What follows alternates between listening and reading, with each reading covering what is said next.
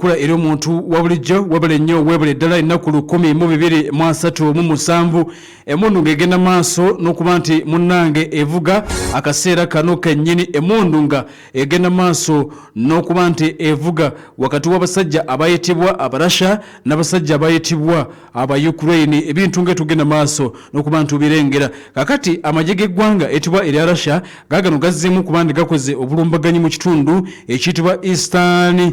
Ukraine ekitundu kibayita Kharkiv kosa ekitundu ekiyitibwa Same tutegedde nti omuntu omu agenze maaso n'okuleka nti atiddwa abawerako ne babuukawo n'ebisago eby'amaanyi ddala zibadde drone z'abasajja abayitibwa aba Ukraine kosa amawulire agatubuuliddwa bannaffe aba Red Cross bategeezezza nti waliwoko ennumba ez'enjawulo ezikoleddwa eggwanga eritibwa erya Russia mu region eno eyitibwa Same bagambye nti amasomero medical facilities kosa ebizimbe ebiwerako bisigadde byonooneddwa nnyo embeera nga bwetambula omuwendo gw'abantu abafiiridde mu bulumbaganyi obwakoleddwa Russia ku lunaku lwabadde lwa Sunday baweredde ddala 6 wali mu kitundu ekiyitibwa Same Russia befunyiridde okusindika drone ku region eno gye bayita Same jjukira nti yemu ku region abasajja zibaagala okugenda maaso n'okuba nti munnange bawambira ddala akaseera kano kennyini nga bwe bitambula ministry ya nsonga za byakwerinda wali munda mu ggwanga erya Russia bategeeza nti akadde kano bafuga tawuni 2 endala mu kitundu ekya Eastern Ukraine okuli gye bayita Malinivka eyesangibwa Zaporizhzhia ate nga bagiyita Mayaka region gye bayita Donetsk abarasha bagamba nti awo nawo twamaze dde okuba nti oba oliawo tuwambawo era ffe tufugawo Ukraine nayo ampuliriza erina obulumbaganyi bwekoze era nga bagamba nti region eyitibwa Kursk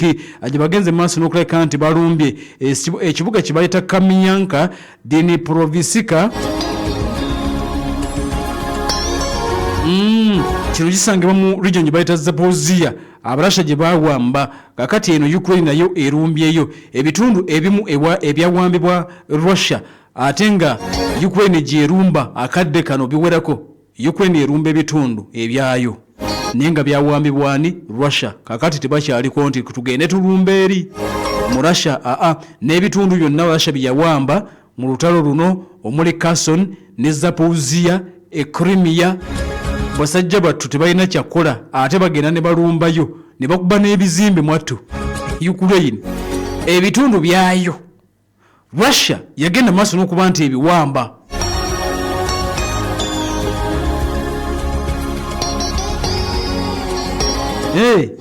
abasajja ebitundu byabwe naye Russia munnange ebibawambako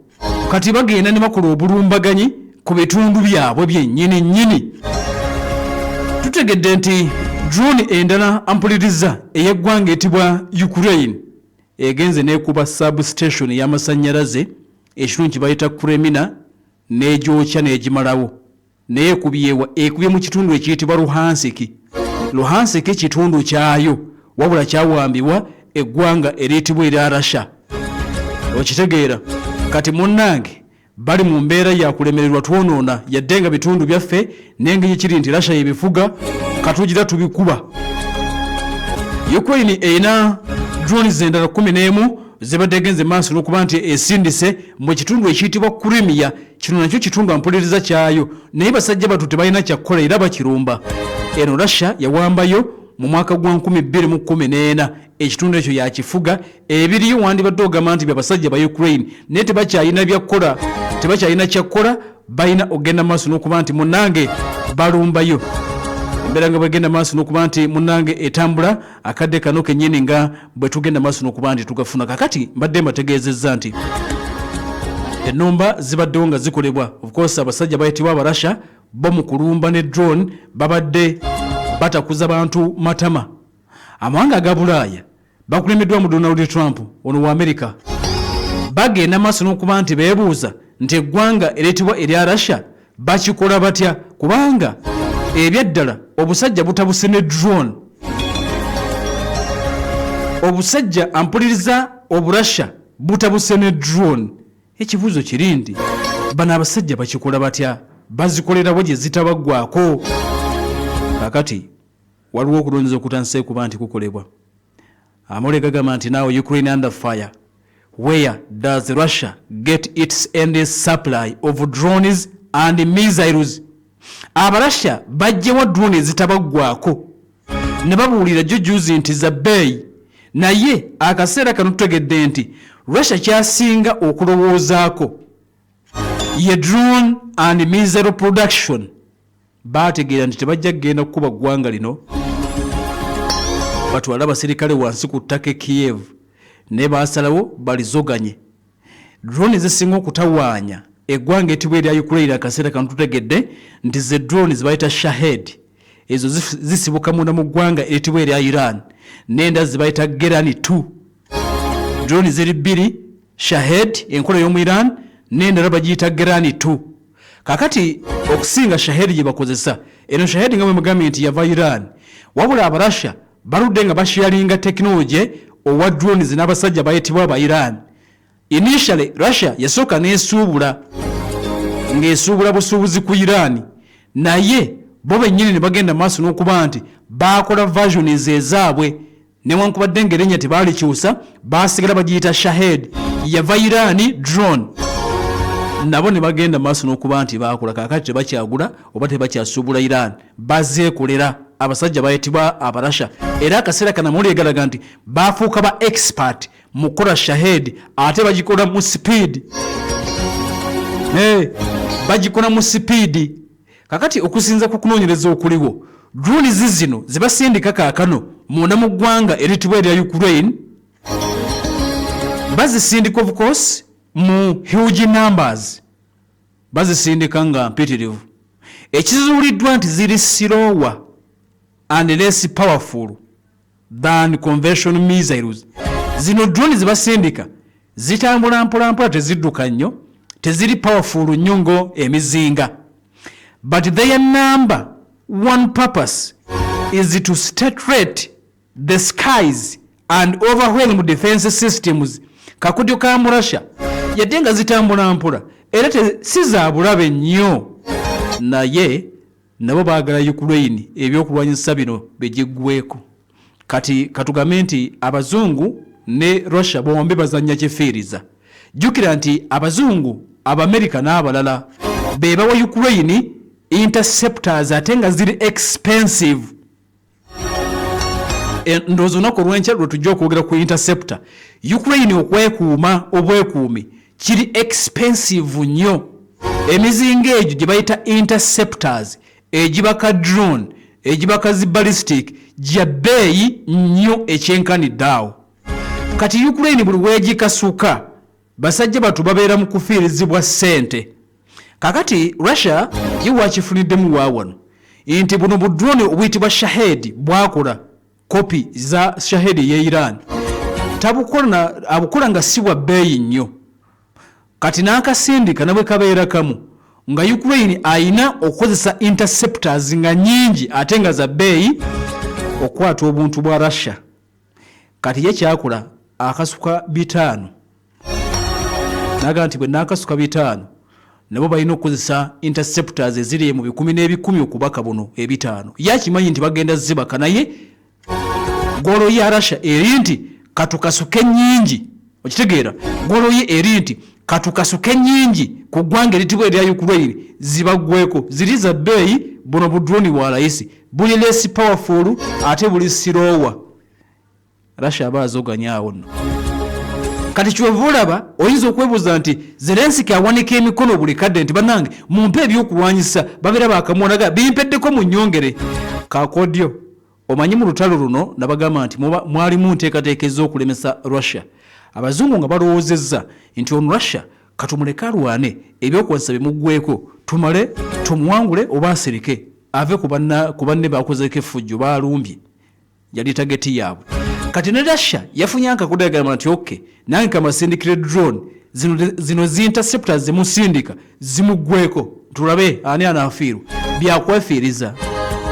zimuggweko kuba tebayinza kumukkiriza zimuggweko, kyova olaba balina okusindika. Kati Ukraine essaawa eno asinga kwetaaga ebyokulwanyisa bya mirundi 2, na zino ennyonyi zibayita zi F-16 ze baali bamuwa. Oyinza okulowooza nti tezimuyambye nnyo kubanga zirina kubeera ku defense, omusajja amulumba nnyo. Kati Ukraine yeetaaga ebyokulwanyisa bya mirundi 2 okufuna air defense system. omulinaeyo Patriot Trump gyagambye nti egenda kugenda gye bayita Patriot naye Patriot eyo ampuliriza tegirawo bw'ogimuwa olina okumuwerako n'ebyegenda okukozesa ze bayita interceptors ate nga za bbeeyi ekyenkanidde awo za bbeeyi enkyajja babuulira buli emu egula mmeka Ukraine okwetaasa kubanga owulira Russia balumba naye abantu tetuwulira nti abantu bafudde bangi kubanga bazibaka naye beeyambisa interceptors nga za bbeeyi nnyo ye Russia akozesa ssente ntono okuweesa budroni buno bwasindika kyokka Ukraine akozesa ssente nnyingi ate no sizize zaabali abazungu abataagala bamuwangule kati Abangereza Bajamani Bafalansa Baamerika balina okumakinga sure nti omusajja ayina ebibaka Air defense system evaamu missile gye bayita interceptor negende kuba drone ziba zizze mu bbanga okitegeera kakati za bbeeyi kyovula musajja tubunaku awanika omukono naga nti bannange bimpeddeko mumpe kuba buli lunaku kakodyo ka Russia katukuweereze oba obibase naye bijja kuggwako nabo tulabe banabikuwa buli lunaku naye ekiriwo amazima gali nti Russia tannaba kukoowa kasuka n'abazungu tebannaba kukoowa kuwa Ukraine Donald Trump ategeezezza n'agamba nti abadde ayogera kawuna abamuwulira nti tetulina kyakkola tusuubira tusobola okuddamu okwogera naye Vladimir naye at the moment tetulina kyakkola tugenda kwongera kuwaayo byakulwanyisa era n'agamba nti bateekateeka n'ennatti endala okuteeka ku ggwanga ettibwa erya Russia kubanga baganye oba oliawo okuteeka omukono ku ndagaano y'ekigwa emirembe baganye okwemereza olutalo naye ekyannatti tuzze tukikubuulira nti emirundi mingi natti bazitadde ku ggwanga eritibwa erya Ukraine rather erya Russia basigadde balwana kati mu byonna ebitambula olutalo luno ampuliriza lulabika nga lukyali wala nnyo okulabika nti lukomekkerezebwa lwa nsonga ziri ezi bbiri lwaki terugenda kuggwa kati ensonga esooka Russia abazungu abalaze nti byonna bye mukoze nkyalina obusobozi okulwana yadde ndiko natti yadde siina bampagira kiryawo naye nkyasobola okulwana ate era n'ennaku ezisembye abalaze nti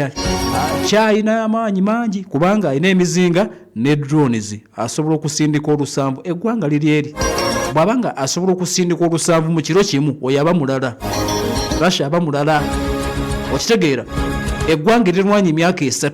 nga buli lunaku lisindika ebyokulwanyisa ate nga mwagana amawanga amalala okuliwa balwana bokka tugambe nti balwana bokka okujjako munywanyi waabwe Iran ne North Korea naye bano abasigadde bo balina group alwana omu ate nga bamusiba emikono zennati amagulu bagasiba bamusiba emikono nabagamba nti Russia bwekuba kulwana essaawa eno alwanyisa kabina na mutwe abakoona kabina na mutwe kubanga amagulu bagasiba n'emikono bagisiba gaasi bamugana omutunda bamugana okutunda gaasi bamugana okutunda oiro Donald Trump azemu n'agamba nti omuntu gwe tugenda okukizuula nga akulagana ne Russia nga tumaze omuteekako natti ne tugenda mubonereza naye mu byonna bye bamukoze mbagambye nti amagulu masibe emikono musibe alwana ng'akozesa kabina na mutwe kitegeeza nti Russia ebyokumuteekako natti tebimulya eyo kitegeeza nti olutalo lukyagenda mu maaso akyalina obusobozi obulwana ensonga y'okubiri lwaki olutalo luno terunatuuka kulabika nti luggwa kwe kuba nti ne bana abazungu tebaagala kusemba nakyo baagala Vladimir Putin bamulageko nti ebyokwanisa babirina ne ssente kubanga ate kituufu babirina kyova olaba Ukraine buli bwawanika omukono nga bagamba katusindike tewali ali willing kulekera munne Russia agamba nja balagako nja kulwana paka lasti paka nga ebiruubirwa byange ebyolutalo mbituukiriza n'abazungu bamugamba nti osaaga tujja kulagako tujja kwavuwaza tugenda Ukraine kumuwagira paka lasti kakati kitegeeza nti mu biriwo byonna olutalo luno mubiriwo byonna ebigenda maaso n'oleka nti yampuliriza bitambula kitegeeza nti olutalo luno ebyaddala lukyali wala nnyo n'okuggwa. Вас с Днем Великой Победы! Ура!